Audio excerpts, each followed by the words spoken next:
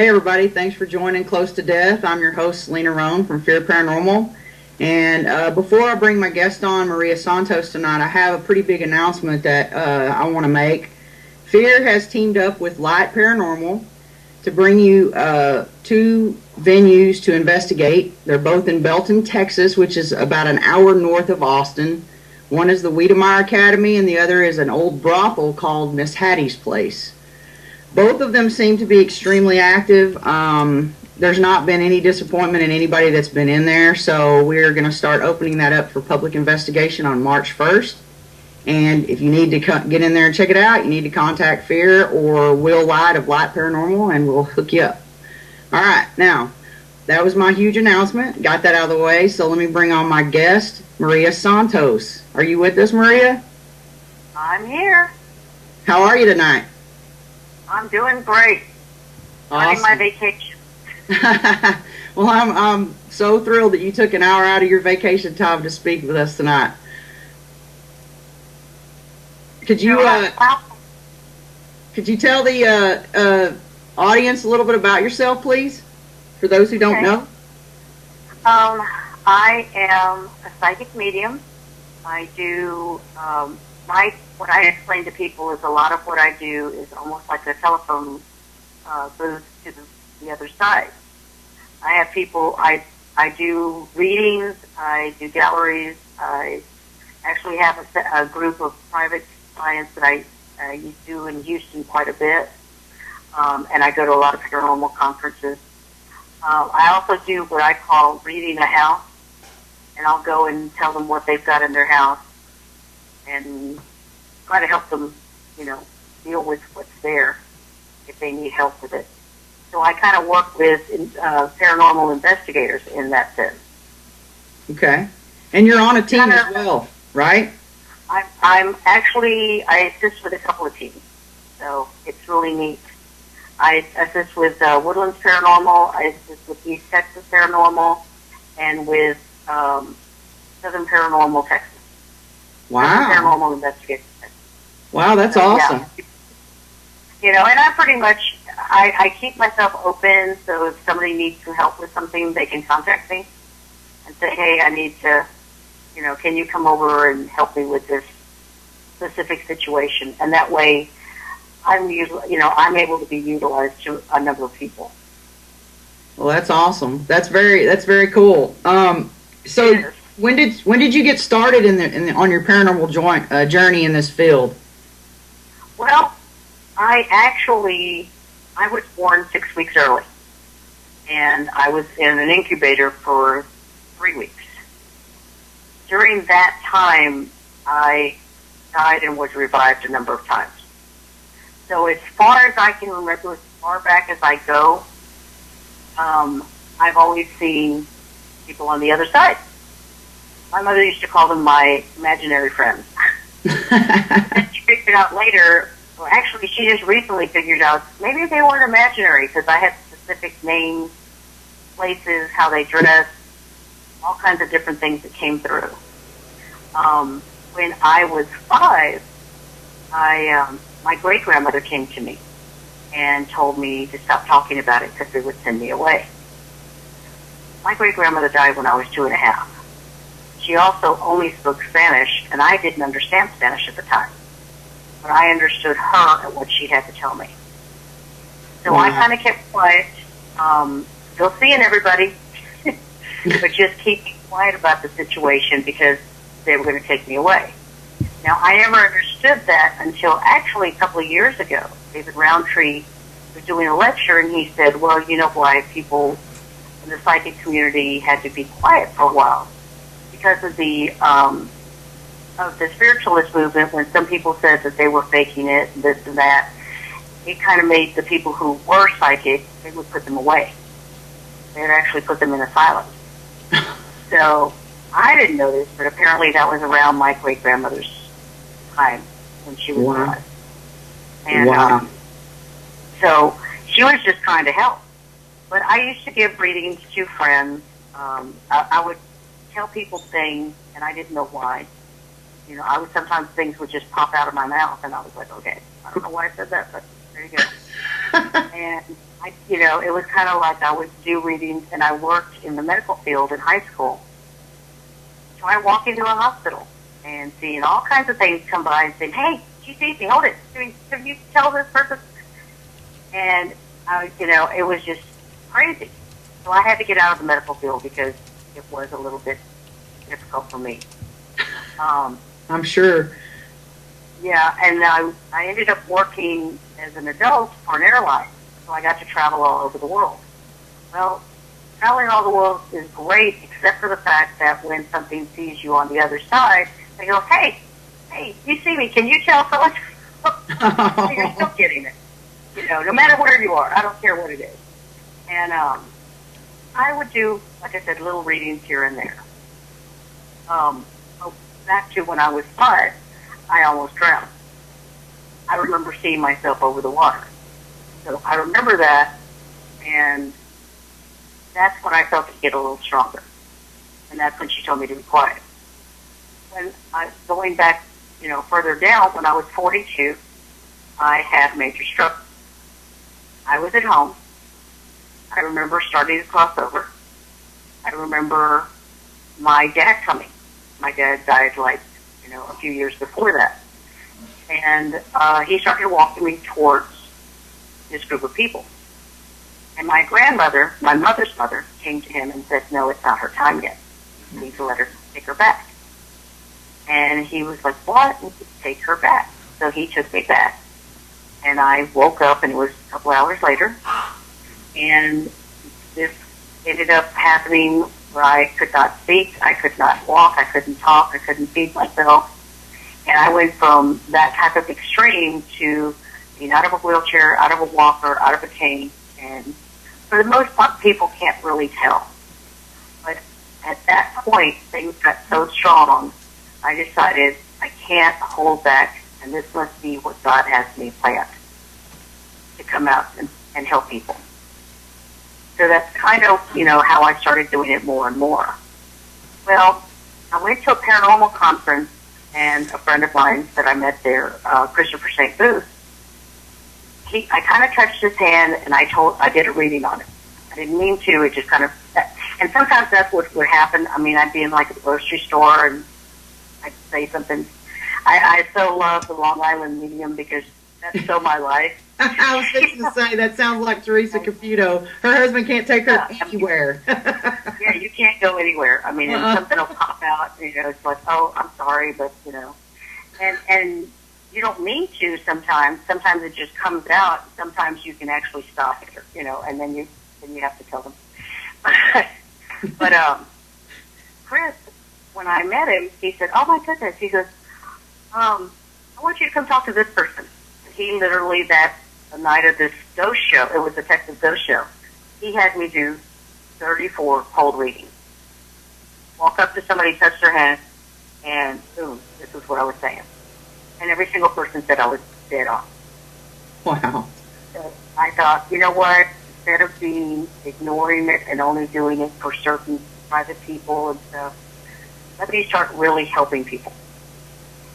And in doing that, I started wondering, how many other parents are out there that have children that are psychics? Right. I knew, as young as 8 or 10, that I wanted to commit suicide because I thought I was an alien. And it was really difficult. And so that's another reason why I think God brought me back, is to help children realize that they're not alone. And adults help their children with this. Kind of like what Chip was doing with Psychic Kids, trying to help them, more comfortable. Feel comfortable with their own selves and their abilities, and to actually learn how to tame their abilities to where they're not scared to death of them. Right.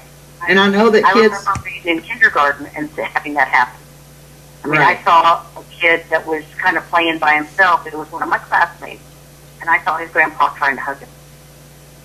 Wow. And I knew, for whatever reason, that he had just died. Oh, wow. I couldn't tell this kid that.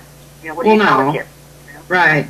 So I think with more and more being out there, like I said, the kids, allowing them to know what their gifts are, allowing them to really focus on it. And even adults. I mean, I've had adults tell me, you know, I see this, or what is this called, or how do I know? And that's another thing that I had said was, I was starting to do lectures on, you know, so I think I'm psychic, what do I do now? Right. So it's kind of like, you know, really helping people to open up and realize. I mean, people who, when I go into a house and read a house, I've taught people how to feel, you know, see if they feel anything and how to feel it and see how things come out. You know, some people can hear, some people can taste, you know, it's everything. Right, the clear audio and all that stuff. I don't, I don't know the labels for all that, but I know exactly what they mean. But I just went to a psychic myself that my aunt paid for, and was told that I am an empath, which I kind of knew that. And yeah, we all know you're an empath. Well, let me tell you, it was kind of crazy because she also said that I had mediumship abilities, and I'm like, okay. And she goes, did you have some sort of something happen to you when you were a kid and it freaked you out and you cut your abilities off? And I go, yeah. Prophetic dreams do that to you when they affect someone that you knew, and you figure that your dream caused them to die. So, you know, when you're young, it scares you, and I completely shut it off. And I mean, I haven't had any dreams in forever until I went to the psychic, and she gave me this prayer to say to try to help open me up. She gave you the opportunity to open yourself back up. Yeah. Yeah, and it actually, she said, first off, we need to get that. She said I had a fortress around me made of, like, it wasn't a shield, it was a freaking fortress, and that we had to learn how to. Like a guy, if I went into Walmart, like I know how you feel about walking into a big place where a lot of people are, and you can feel that guy is pissed off, or that lady's had a crappy day, or that lady over there is ready to kill herself, and you're feeling all this crap, and you know, I have to learn how to feel my stuff and not their stuff. And that's the hardest thing with being an empath, and for children it's even worse. I'm sure, because children are so open. Yeah. And, you know, teaching them how to be open and how to know when to shut down and not, you know, completely be bonkers. Right. And I know my mother used to say God was full of crap about, you know, my psychic abilities, but yet she started thinking about it. She's always been a precog. She's always had the dreams. Right. And she knows that. She would write them down. She would normally she tells me. She's like, I don't know what this means. I said, well, just wait. Let's work this out. Right. You know, and we would go through, even when I was a teenager. And so now she's kind of believing, you know, she's starting to open up herself and realize that some of these things are happening. I also saw auras, and it's just something that we were never trained at. You know, this was never trained for kids. They get scared, they get upset, but if they know that they're not the only one, then they know that it's not something to be worried about. Right. Well, my mom had abilities to where she, and I think my grandmother did as well, because I have a lot of American Indian heritage in my gene pool, and they were, you know, of course we believed in spirits and stuff like that, and my mom could tell somebody, you're pregnant and you're going to have a boy or a girl. My dreams were a little bit different than my mom's, and to where they were detailed, but not so detailed that if I did say something to somebody, which I would never, because like you said, they would think I was nuts, to where I couldn't prevent things from happening, but I saw them, I would dream them, and then 2 weeks later or whatever, they would be on TV, and I'd be like, oh my God. And you know, after the one where my dad's best friend died in a car accident that I dreamed at the same time, that's what did it in for me, and I think that's when I shut down. The one about the plane crash that happened after that was a little bit different, but I haven't really had anything until I started doing this prayer from that psychic, and I was wondering, do you have any more advice for an empath like myself that's just now trying to open up and decipher what's going on? Well, you automatically have it. If you notice when you leave a place like Walmart so tired. Uh-huh. You feel overwhelmed a lot of times when you're around crowds. Mm-hmm. It's just a matter of, for your own sake, trying to say, okay, this isn't me. This isn't me. But you're constantly, and this is subconsciously you're doing it, constantly looking, okay, who is it? Who is it? Who is it? And it's not because of you, it's because you're trying to fix it. Right. Because I explain to people all the time that empaths feel all the sadness of the world. Yes. We feel very little of the happiness. Mm-hmm. The happiness you get to keep, they get to keep, but we don't get that. We get, we hear the heavy sighs, we hear the tears, we hear the anxiety, and it's really hard. If you ever seen a little kid that will automatically look at you and know you're sad and start crying. I mean, that's an empath. Yeah. And this is what you did when you were little, that you were afraid. Mm-hmm. And it's not that your mom did anything wrong. You didn't know what to say about it. Right. We're just now, with television and stuff, able to bring that out in people. But even then, I mean, I have a niece that I feel is very empathic, but she also sees. And her mom and dad just do not believe it. And so she has to be real quiet about it and tell me about it. Because I listen to her. Well, at least she has you, though. Yeah, well, at least she has somebody to talk to. Right. I didn't have anybody, but I didn't talk about it. And you always knew somebody who did that. But I mean, I remember people saying, "Oh, she's witchy." Yeah. Like, because because she knew, Yeah. And I always tell people, I don't know where it comes from with me. It just comes out of my mouth. It's something, just as we're talking now, it's just something that straight comes into your head and you just speak about it. Right. The hardest thing with me is I always felt like people would say, "How do you know so much about me?" I didn't. Somebody else is telling me. I would see, I went on a walking tour in New Orleans one time. And I was, those ghost tours and stuff. Oh, yeah. And I'm standing next, yes. Hello? Hello? Hello? You there? Hello? Yes. You still there? Yeah, I'm here. Okay, there you are. Okay. No, I mean, I was in New Orleans one time doing a ghost walking tour. Right. And I told this was way before internet. I told the woman, "Oh no, this is wrong. She broke this leg, or this person did this, or this person did that." I hadn't researched it. I just was saying it. So the woman kind of looked at me. She was really interested in finding out. So she wrote to me and told me that the things I told her were correct, but she was wrong in what they were being told. They were trained to say. And I thought, wow, that's kind of weird. Why would I know that? And I did. I don't know why I knew it. But we even walked to places, and I could, she would say, "What do you see over there?" And I would tell her what I felt or what I saw, and the opera house, how everything was burning and stuff. I would get bruises. Now, one of the things with empath is I try my hardest not to get bruised anymore. But I used to, if you show me a picture of somebody who's been murdered, I can tell you how they were murdered because I can see it. I can feel it. I can taste it. Ooh. I smell the person's breath. Oh, dang. Everything. Sometimes that's not good.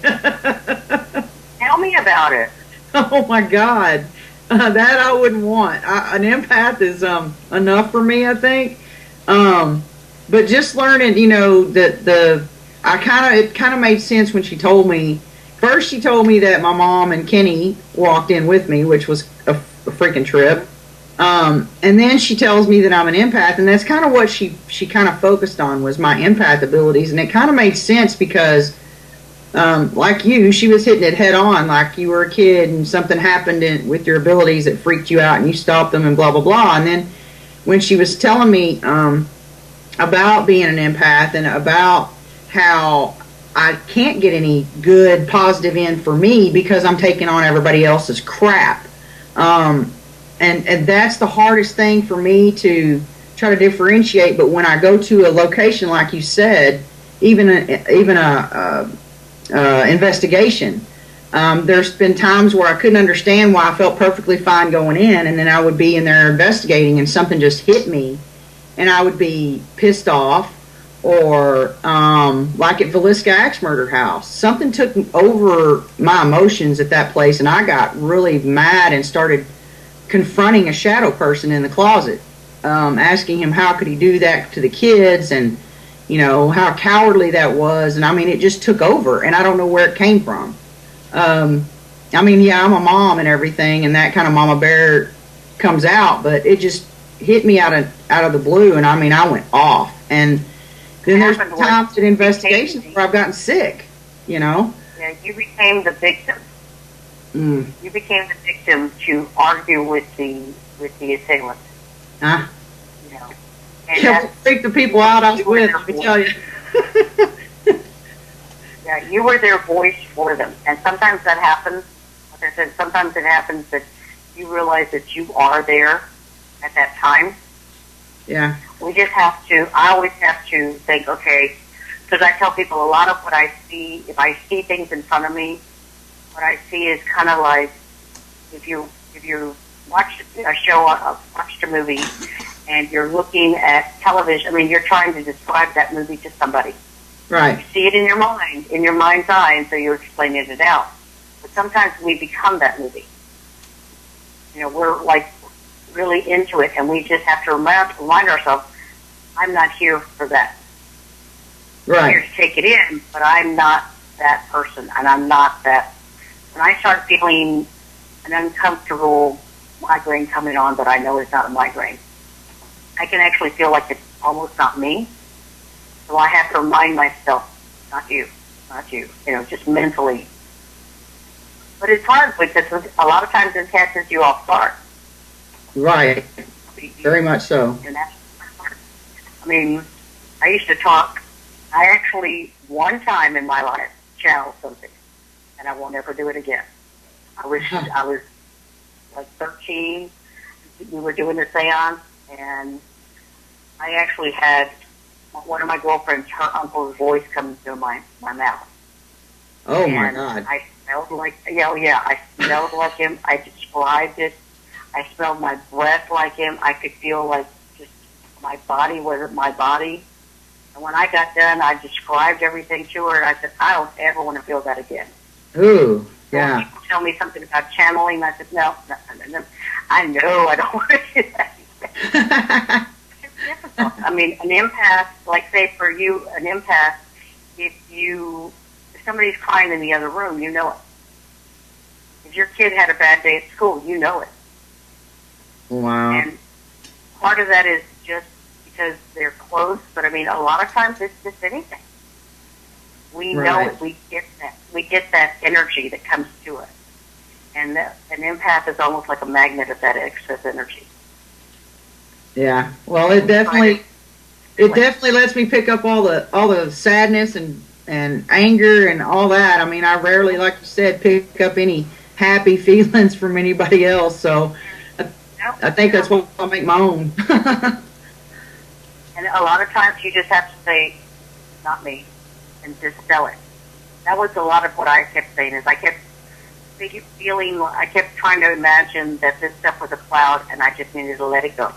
Let it go through the energy. But I mean, I used to come back from some stuff when I was really first kind of trying to feel out my energies. I would come back and I would be so mad at something, and I would go grab a tree. People laugh at me, but trees can take that excess energy. And I would just go shove all that energy into a tree and let it go down in the ground. I think, I mean, I still do that to a point. But I mean, the last time I did that, my mom just went, okay, she must have had a bad day. She used to be a lot better. But I mean, it used to be, she'd look at me like I had lost my mind. And I did. When I was a kid, I thought I'd ask her if I was adopted. She's like, why? Because I didn't see anybody else seeing what I saw. Right. I didn't feel like anybody else felt what I felt. A square peg in a round hole. Yeah. Yeah. Yeah. Well, so we got a question from the chat room real quick. And it is, what do you feel about provoking? I don't provoke. I think that if you're going to walk into a place that is not your home, this is not your building, and you're yelling at somebody, you come in with anger, you come in with, how would you feel? Yeah, I'd come at you with anger back. Yeah, I treat things on the other side, places that I go to, the same way that I want to be treated in my own home. With respect, with kindness. I'm not there to make things happen. Right. I'm there to let things happen. There you go. So there you go. You know, all these shows where these men are screaming and yelling out and all that. Oh yeah, you can piss somebody off, and I don't want to be near that pissed off person on this side or the other. True that. I've been around one of those before, a couple of them actually. And yeah, they get results, but maybe not the ones we want. Right. So what do you think about past lives? I want your take on that. A lot of people, you know, everybody thinks they're Cleopatra. I want to know who was the person who cleaned the chamber pot. You know, did those people not have another life? Because you would think, if I was the person who cleaned the chamber pots, the next time I'd want to be Marie Antoinette. You know? Right. But everybody wants to be somebody famous. Right. I don't know that I was somebody famous. I don't always see past lives. I don't try to. Okay. But sometimes it just comes out, and I'll say blah, blah, blah, blah, blah, blah, blah about, you know, this lady from the 1920s. And I'll have people say, I used to have dreams about this outfit and blah, blah, blah, you know, and they would confirm what I had done. But I would tell them to go look it up, and sometimes they would find pictures of what I told them. And so I don't try past lives, but there are times that I've gone and I'm able to tell this person, you've had this past life with this other person. It just depends on what I get. There are some stuff, but like I said, most people are just normal people. And some people, I don't know if they have past lives. I don't feel it. Huh. But Okay. I have friends who say, oh, my next life, I want to be a bird. Well, I've never seen somebody who says the past life was a bird. Yeah, I think in my past life, and I'm not sure what, or if I was female or male or what, but for some reason, and this has been my whole entire life too, since I was a little bitty kid, I've been drawn to the JFK era. Now I was born in '68, and he was assassinated in what, 62, 63? Yeah, and so there's 5 years there, so I don't know if something, I know that I didn't, what I'm trying to say is I think that I was some sort of in that era with, that had to do with freeing people and the moon and just, you know, the walk on the moon. Everything in that era of JFK I've always been completely drawn to. And like I've had deja vu things and I've been like, whoa, like I was in that era. And I don't know how that all plays into the thing. I was going to have Dakota try to help me figure that out. Because he does do past life readings, and you know, he said he would help me, so I was like, I just feel that such a connection with that era. It's just weird. So I kind of want to know if there's anything else. I mean, I've gone to other towns and actually walked around. I can walk around New Orleans since the first time I walked around there. I know exactly where everything was, where streets were and stuff. I walked through London and had no problem walking through there and knowing where to go and how to, you know, oh, and this building will be over here and blah, blah, blah. I'm assuming these are from past lives. I don't know that, but I'm assuming, because why would I know this? Yeah. You feel like that deja vu thing. Yeah. And I think that there are people that, you know, I don't know how to explain to people, you know, oh, well, this time you come as a baby, or how many years you have to be, you know, you have to be in heaven before you come back, or if you don't, maybe some people don't come. I don't know. And that's the thing is, I have to wait for it to come to me, for me to, I pretty much allow myself to be a vessel, to be told. Okay. That makes sense because it's real hard to know, but like when I went to the Phantom Fest last October, or October, it wasn't that far back. When I was in the Minger Hotel, the minute I walked through the doors, and trust me, I have never ever been to that place in this life. That's why I want to say this life. I've never been there. And I walked in, and it's just like it was in the 30s. It's just the music that was playing, and it was like I had been there before. Like I knew this place, and I was like, this is so strange. And then after Phantom Fest was over, and we were fixing to go to the Chip and I were going to dinner, and I was walking to my room to change, and I get right around this circle thing they have on the second floor, and something just like, I don't know if it came into me or went through me, but I got this real cold to the bone chill, hair standing up everywhere, and it just kind of like a pressure on my chest. And I'm like, okay, I don't know who you are or what you're doing, but I'm going to my room, and you can't go in my room. That's my space. So I went in the room and I changed, and when I was coming out to go to dinner and I opened the door, this huge green, I don't know, like a light went right by the door. And I was like, okay, wait a minute. So I looked, and I thought there were kids out there playing with those like laser pointers, and there was nobody in the hallway. And so I shut the door, and I was trying to debunk it, trying to see if maybe the light from the lamp may have caused it, but I couldn't figure it out. And it was just the weirdest feeling in that hotel, was that I had been there before, that it felt familiar to me. There's a lot of activity there. Do what? A lot of activity, a lot of residual activity. People still,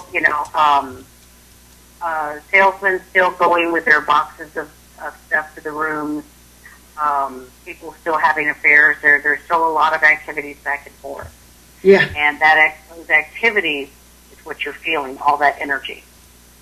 And when you felt like something, like a cold spot type thing, something came through you, that was a residual. Okay. That was walking through. They were still doing their job. They're still doing their thing. Kind of like what they talk about at the Winchester House, where things are still, people are still doing things. They're still, working on their projects. Right. Well, and like they say, when spirits walk through walls, okay, like at the Wiedemeyer Academy, the venue that we have now, it's been changed. The layout of the house has been changed 3 times. And there's been apparitions that you see walk through the walls. Well, that's because maybe when they were alive, that wall wasn't there. Right. That's why you see a lot of people reporting it just disappeared into the wall. Well, probably when they were alive, that wall wasn't there, and they were just doing their same path every freaking day, and you just happen to see it. And that's something that I've been waiting for. I was also wanting to ask you what your opinions on doppelgangers are, because that is one of the biggest reasons that has kind of catapulted my love of the paranormal, was seeing my best friend's doppelganger, and I wanted to know your thoughts on the doppelganger. I've been told about doppelgangers. I've actually seen something, but it was almost as if, and it was kind of weird. I saw one of my best friends, but I couldn't have seen her because I was in another country. Right. You can't miss a 6-foot-tall redhead female. And so, but she had weird eyes compared to what I was used to. This was my best friend from high school, so I should know what she looks like. Right. And it was just odd. It was almost as if she was her, but not her. Right. So I believe in them. I don't know how they do what they do, but I have seen them. I've seen a couple. Yeah. And I know that they kind of freak me out, so I try not to look at them. Yeah, that's what it did to me, because my best friend was never a strange guy to where he would come like where I would be sleeping and stand in the door and just stand there and stare at me. And this image of him did that. And I was like, okay, maybe he took too much morphine because, I was taking care of him before he passed away of lung cancer. And I'd already given him his medicine and everything like that. So I knew he was upstairs asleep or was supposed to be close to sleep. And then when I'm down there on the phone in my room and the door opens and I see his figure, I couldn't see his face though. That's the only thing that was weird. I could see his gray hair. I could see his gray sweatshirt, his gray sweatpants, even his socks. But there was a light coming in from the street, and so I couldn't really see his face clearly. And I was like, Kenny, are you okay? And it didn't say anything, of course. And I said, dude, are you okay? And it just slowly, it was like leaning into the doorway, and it just slowly turned and walked away. And I jumped immediately up to run after what I thought was my best friend. And there was nothing there. And I was shooken up pretty bad when I went up to check on him. And he's up there without a shirt on, halfway asleep. And the man could not, there's no way in the world that he could have gotten upstairs that fast and took his shirt off and sat down because he couldn't breathe. I mean, he couldn't walk that far, that fast. And so it's like, I couldn't believe it. And he knew something was up by the look on my face and how white as a sheet I was because I was so freaked out. I mean, and I've never been able to explain anything but that, 2 days later he goes in the hospital and he never comes out. And I've always heard that doppelgangers are kind of like your spirit or your image in spirit form, a duplicate image of you, and if you see it, that's it. That's it. It's bad stuff. And I was so worried about him seeing it. He didn't see it, but I did. But obviously, it's kind of like I think they're almost like a type of Grim Reaper, Once you see it. I think what he was more was his soul. His psychic energy checking on you. Huh. Because he was concerned about your situation and how you were going to deal with his death.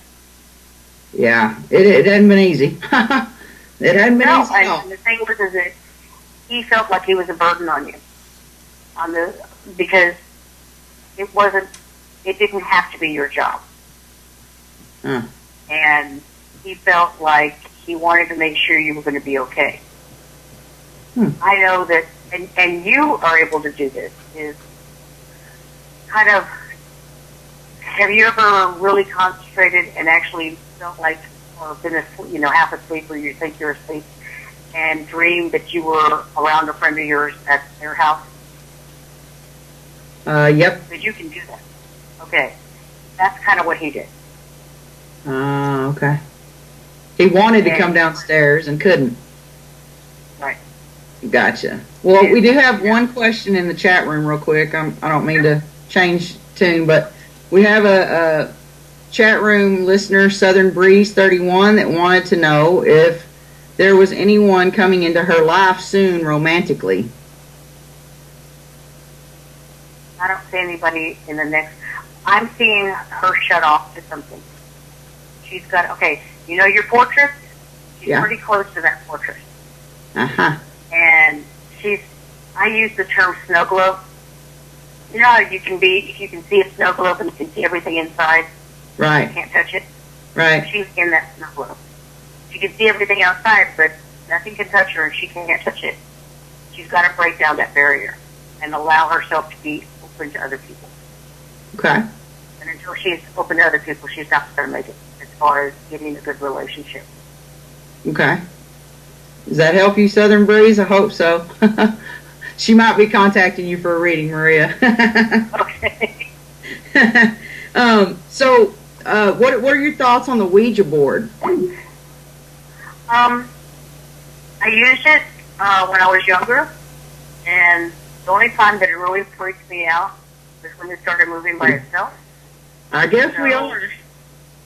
You there? Yeah. Yeah. Okay. I don't know what happened. We good, Eric? You need to restart your We're camera, here? Selena. Oh, hold still on. here, Maria. Yeah, I'm here. He's restarting stuff. Okay. But go ahead, Maria. You used one when you were younger.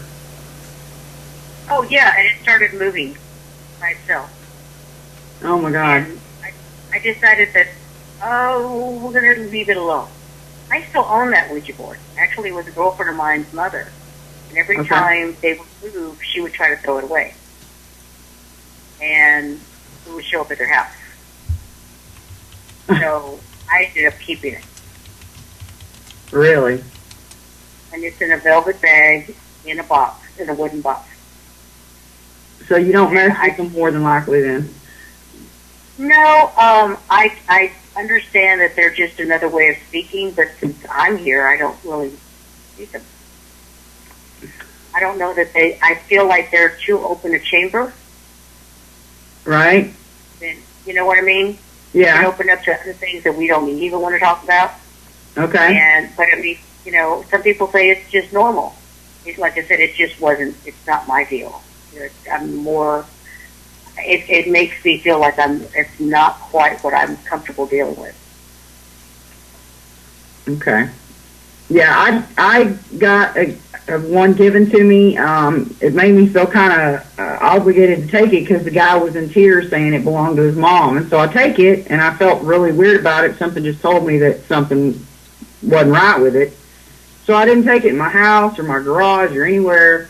I just kind of left it in this tub outside until I talked with a couple of friends of mine. That one is a reverend and the other is a demonologist. And I said, what the hell am I supposed to do with this? Because after like 2 weeks of me having it here at the house in that tub, my friend that gave it to me happened to tell me that he used it in a pagan ritual or some kind of ritual under a blood red moon or something. And I'm like, really? Why would you give me that? There's no telling what the hell's attached to that thing. Yeah.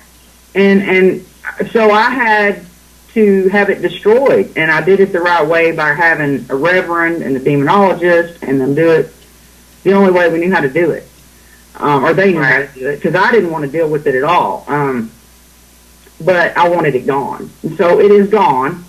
And they assured me that everything that was attached to it is completely gone.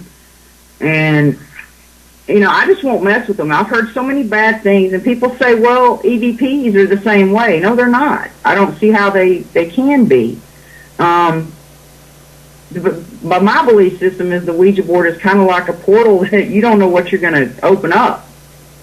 Well, and that's, if you think about it, so are we as psychics. True. We don't know what's going to show up. But it's just a matter of how we deal with it. Some people, the problem is that most people who get into Ouija boards or trying to do it, they're not quite ready to close anything that needs to be closed. So it's kind of difficult, Right. I don't, like I said, I'm pretty much able to close myself off or say, hey, I'm done. It's sleep now. And sometimes they just leave on their own. But with a Ouija board, I wouldn't know how to close that. Right. Like I said, the time that it was moving, I was done. I'm a big chicken when it comes to things. I mean, I can be somewhere and everything works well, and I have no problem, and I'm very confident. And if something starts talking or starts biting me or something, I'm not real happy. Right. I'm not one of those that likes to be bitten. No, I don't ask them to scratch me or anything like that, like some folks do. I'm like, no, please don't touch me. I mean, I'd rather you not. If you feel you must, just don't hurt me. Because I'm not there to hurt them. So, about the events that we're going to be at because we're fixing to have to close down the show, I wanted to talk about the events that we're going to be at, or that you're going to be at, actually. A couple of them we may be together. I know the Tyler Paracon we're going to be together. Yes, in April 26th. Yes, it's going to be so much fun. And then where else are you going to be, though? Before that, in March, I'm going to be in the last weekend of March in Amarillo. Yep. And there's a Paracon there. The Haunted Entertainment is doing that one. And then I'm hoping this summer to take off most of the time to be with my nieces. But I've been talking to different people about going to Louisville and things like that, possibly back to Florida. So it's just kind of depending on where everything, lands me. Okay. I try to stay open, and especially if I can share my, the things about the child psychics and stuff, and if I can really help people find closure. Closure's a big thing with me, A lot of times people can't find that closure. True. And to at least hear in their words the way they're saying things, it seems to help them a lot. Cool. Well, how can they get a hold of you if they want a reading? Maria's Magic. If y'all can type that on there, they can email me, and we can work out a thing. I do Skype. I do personal ones. I do, like I said, I do galleries, a little bit of everything. And actually, I didn't even think about it, but I do galleries, and I just don't even call them that. I've actually gone to people's houses and done like parties, 6 or 7 in a row, right there in front of everybody. Yeah, like a party. Cool. And people who, there for a while we were doing like, I did one where I needed to know what those people had in common. I was like, oh, this is fun. That is cool. Not only did I need to know not only did I do the readings, but I had to, I was able to tell them what they all had in common. It wasn't, they were coworkers, but that wasn't what they had in common. And then when when I said it, they were like, yeah. Well, Maria, I thank you so much for being on my show tonight, and you are so awesome. I need you to now go and relax and enjoy your view in Galveston and your vacation. Okay. All right. Thank you. If you need anything, just call. All right. Take care now. All right. Bye-bye. All right. That was Maria Santos. There's information to get on her Facebook page if you want to get a reading from her.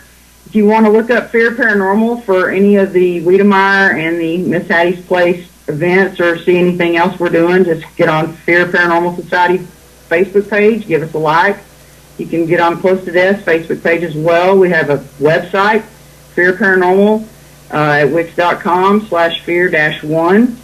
And Fear is going to be helping host the coffee talk for Chip Coffee in April the 5th in Little Rock, Arkansas. I've got tickets on our events, on our website on the events tab if you want coffee talk tickets. We have History Haunts and Legends that Fear is also going to help with the investigation. I'm going to be speaking at History Haunts and Legends on April 12th. Then the next one is Tyler, which is the Tyler Paracon, where me and Maria both will be speaking, and that's the 26th. We have Granbury Paranormal Expo, which is May 17th coming up, and the awesome Phantom Fest that I cannot freaking wait for in September, the 27th. I'll be helping lead the investigations there. I want to thank my sponsors, Syntex Roof Systems, Flanagan's Party Barn, and Able Towing. Check all those out. They're really good peeps. They got a lot of things going on that you'd be interested in. Next week, Lisa Martin will be on, host of PSL, Paranormal Science Lab, and author, paranormal investigator. So be sure and join us next week, 7 o'clock. Thanks.